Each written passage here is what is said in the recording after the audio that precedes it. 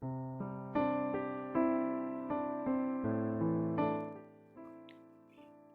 sejahtera, Bapak, Ibu, Saudara yang kekasih.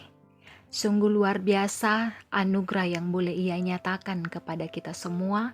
Kita boleh kembali diperjumpakan di dalam renungan harian Selasa 21 Juni 2022. Semoga kita semua berada dalam keadaan yang sehat. Mari bersama-sama kita berdoa. Puji dan syukur kami panjatkan kehadirat-Mu untuk setiap kasih yang luar biasa yang senantiasa Engkau nyatakan dalam kehidupan kami. Bersama-sama kami akan membaca dan merenungkan firman-Mu. Biar kuasa Roh Kudus yang akan menolong kami, menuntun kami untuk memahami firman ini, dan terlebih lagi boleh kami lakukan dalam kehidupan kami.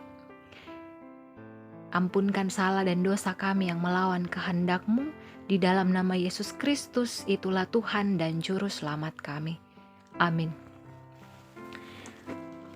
Mari membuka Alkitab dari kitab Efesus pasal 2 ayat 11 sampai ayatnya yang ke-12. Dipersatukan di dalam Kristus. Karena itu ingatlah bahwa dahulu kamu sebagai orang-orang bukan Yahudi menurut daging, yang disebut orang-orang tak bersunat oleh mereka yang menamakan dirinya sunat, yaitu sunat lahiriah yang dikerjakan oleh tangan manusia. Bahwa waktu itu kamu tanpa Kristus, tidak termaksud kewargaan Israel, dan tidak mendapat bagian dalam ketentuan-ketentuan yang dijanjikan, tanpa pengharapan dan tanpa Allah di dalam dunia. Tetapi sekarang di dalam Kristus Yesus, kamu yang dahulu jauh sudah menjadi dekat oleh darah Kristus. Karena Dialah damai sejahtera kita, yang telah mempersatukan kedua pihak dan yang telah merubuhkan tembok pemisah, yaitu perseteruan. Sebab dengan matinya sebagai manusia, Ia telah membatalkan hukum Taurat dengan segala perintah dan ketentuannya, untuk menciptakan keduanya menjadi satu manusia baru di dalam dirinya, dan dengan itu mengadakan damai sejahtera. Dan untuk memperdamaikan keduanya di dalam satu tubuh dengan Allah oleh salib, dengan melenyapkan perseteruan pada salib itu. Ia datang dan memberitakan damai sejahtera kepada kamu yang jauh, dan damai sejahtera kepada mereka yang dekat. Karena oleh Dia kita kedua hak dalam satu roh beroleh jalan masuk kepada Bapa. Demikianlah kamu bukan lagi orang asing dan pendatang, melainkan kawan sewarga dari orang-orang kudus dan anggota-anggota keluarga Allah, yang dibangun di atas dasar para rasul dan para nabi, dengan Kristus Yesus sebagai batu penjuru. Di dalam Dia tumbuh seluruh bangunan, rapi tersusun menjadi bait Allah yang kudus di dalam Tuhan. Di dalam Dia kamu juga turut dibangunkan menjadi tempat kediaman Allah di dalam Roh. Amin. Bapak, Ibu, Saudara yang kekasih, tema perenungan kita pada hari ini adalah persekutuan yang utuh. Terkadang sifat membeda-bedakan masih sering menjadi persoalan dalam kehidupan manusia. Dan akibatnya itu adalah perseteruan. Keutuhan jemaat kadang-kadang terganggu karena ada yang merasa lebih benar, lebih penting, lebih berkuasa, lebih berjasa, dan masih banyak hal lagi. Yang disebut gereja itu adalah orang percaya.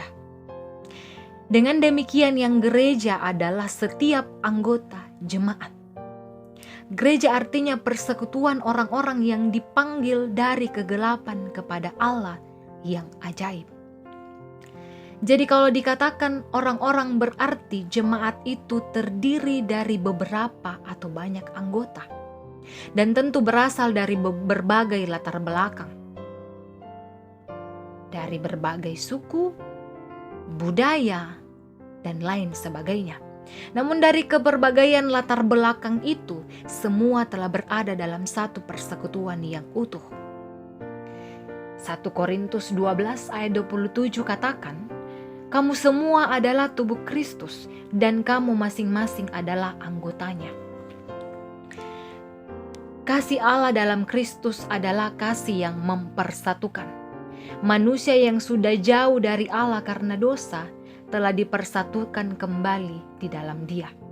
Firman Tuhan katakan dalam 1 Korintus 12 ayat 3, sebab dalam satu roh kita semua, baik orang Yahudi maupun orang Yunani, baik budak maupun orang merdeka, telah dibaptis menjadi satu tubuh dan kita semua diberi minum dari satu roh.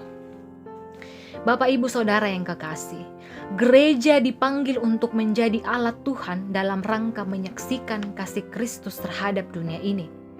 Dan dalam rangka kesaksian itu, gereja perlu memelihara dan merawat keutuhan persekutuan, sehingga dapat menjadi teladan bagi dunia.